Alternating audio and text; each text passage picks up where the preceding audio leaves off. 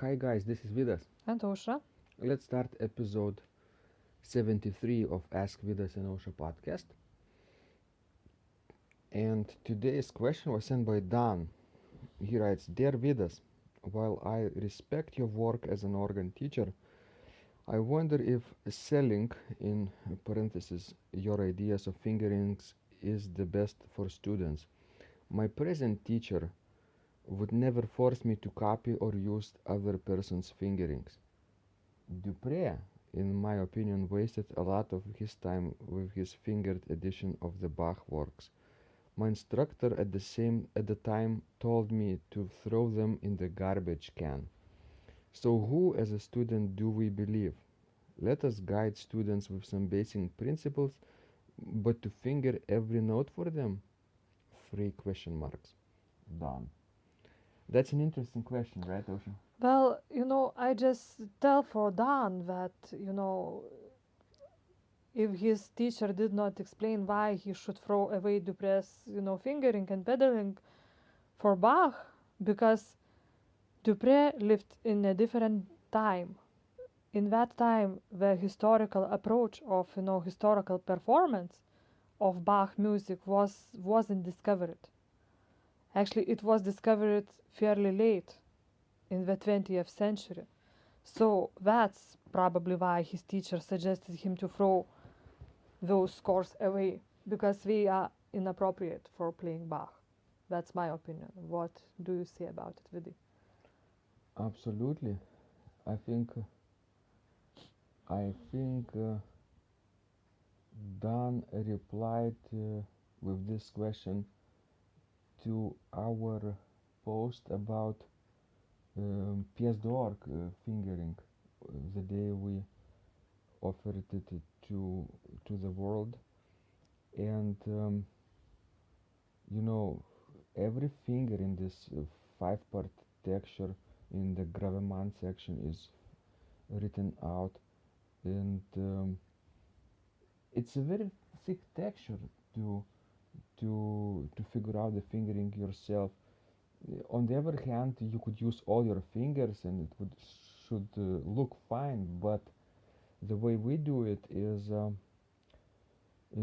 similarly to what organists back in 18th century would do back in the day when the piece was written. So of course we teach you principles how to do it. We don't use thumb glissandos. We don't even use thumb too often, right?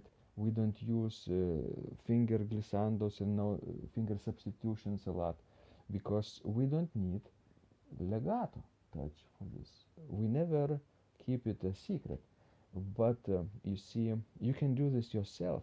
But for people who are struggling with this, and especially for those who want to save time, how much time? Maybe tens, even hundreds of hours if they don't know what they're doing. If they finger with the wrong way and their entire articulation is, like legato.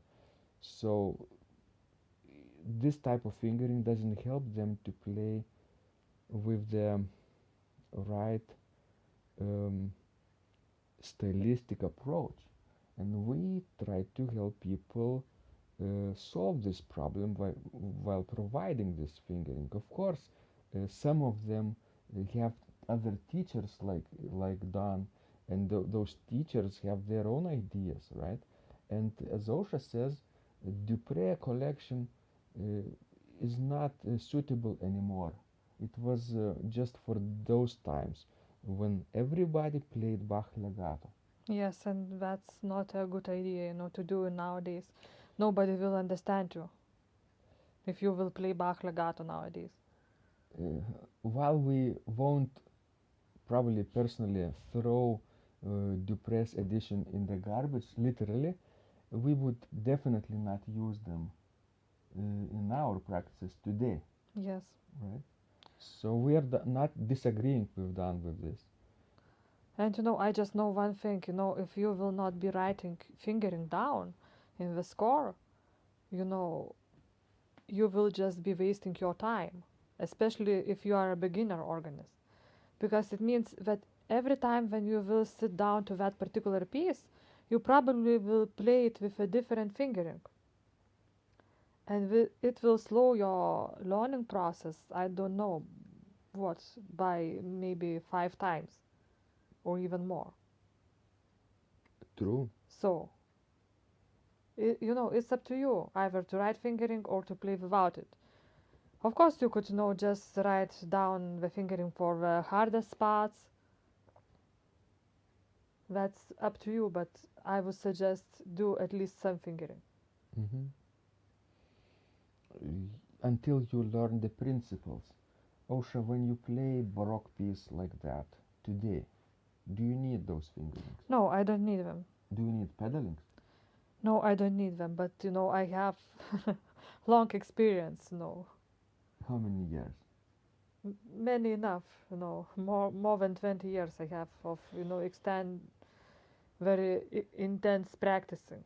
When did you discover first that you don't n- need fingerings and pedalings anymore? Probably during my doctoral studies, but because I got, my bachelor's and 2 masters first, so I had already a lot of experience before my doctorate program. Exactly. So probably 10 years at least of Yes, intense yes, daily practice. yes. So guys, that's if you practice at least a couple of hours a day or probably more. And of course, because I went to the organ while having excellent piano technique, because I was playing piano before playing organ for 12 years. Mm-hmm. So that also added to my fingering experience. So could you say that you already practiced your 10,000 hours? I haven't counted, but probably yes. Yeah, that's the general number that they say in order to master some difficult skill or form of art, you need to practice for 10,000 hours with intent, not just fooling around, right? But you have to be very intentional about each of your daily practices, and we did that. Yes. That's why it's so easy for us. That's why we can do this on the spot. That's how you should also aim to practice, but don't expect to be a master at this overnight. That's a mistake.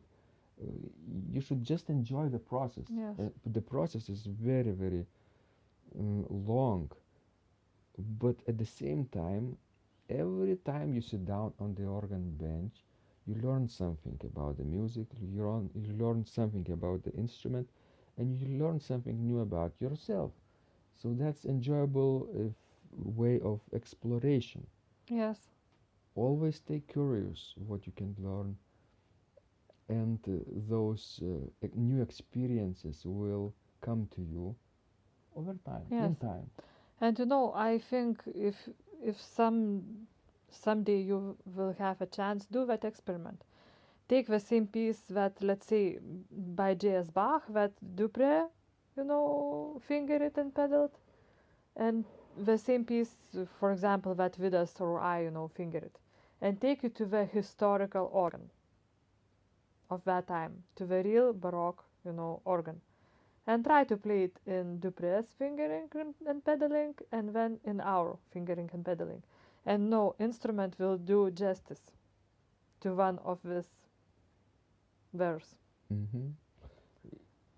I discovered this the hard way myself when I was preparing to play a recital in Sweden, in Gothenburg, in one of the churches, the Haga Church. They have the Renaissance style organ built by John Brombaugh, and the second manual is so light and so easy to play with wrong notes, and the keys are so short, so that you really can't use your thumb, and no way you can use finger substitutions if you want to play with articulate legato. And of course, they have split semitones. For example, G sharp is not the same as A flat. They have separate keys for that. Or D sharp is not the same as E flat. Well, were you able to use heel on such an instrument on pedal board? Definitely not. And I prepared for that very well in my mind, and even on my modern organ, I practiced with early fingerings and pedalings. And guess what? Maybe 10 years ago, when we visited that organ as students at the Gothenburg International Organ Academy, It was more than 10 years ago. at that time, Yes. it was maybe back in 2000. It was very difficult to play such an instrument. I made a lot of mistakes, and keeping this in mind, for my second visit, I practiced with stylistically correct fingerings now. And when I went back to Gothenburg to play in the Haga church, I was amazed how easy it was for me to adjust and to perform almost without any rehearsal. I would have needed just 20 minutes to check my registrations, because I made everything in advance on the table in my head, just to check, and most of them were right. And then to play the simple passages, to adjust to the keyboard just a little bit, and I would have performed quite easily in public that way. So it saves time for you to practice with the stylistically appropriate fingerings, even on the modern instrument. Don't you think also? That's true, because I mean, you don't want to use different fingering for the same piece on a different instrument.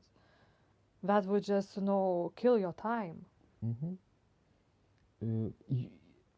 A lot of organists say, "Oh, but we don't play early instruments." Well, you never know, if you are living in the States, that, wonderful land has so many beautiful replicas Yes. built by all these, excellent organ builders. And more are being built every year.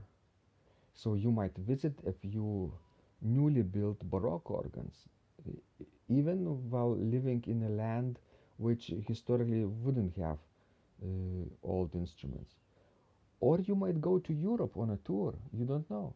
And you might visit a local organist and contact them in advance for an opportunity to try out their instrument. That's completely possible and absolutely doable in today's global world. And we recommend doing this because it's so fun, so much fun, and you can make a lot of new friends this way.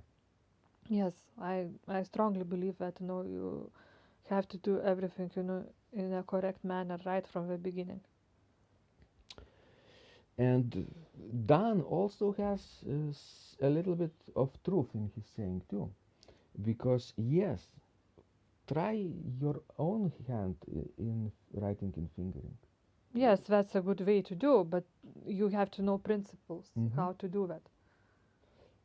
Yes, apply our advice and try to experiment with fingerings and see what you can come up. And if you do this often enough, your experience will grow actually, Sure. and you'll not need anybody's help after that. Thanks guys for listening. Please send us more of your questions, and we love helping you grow as an organist. This was Vidas, And Ausra, and remember, when you practice, miracles happen.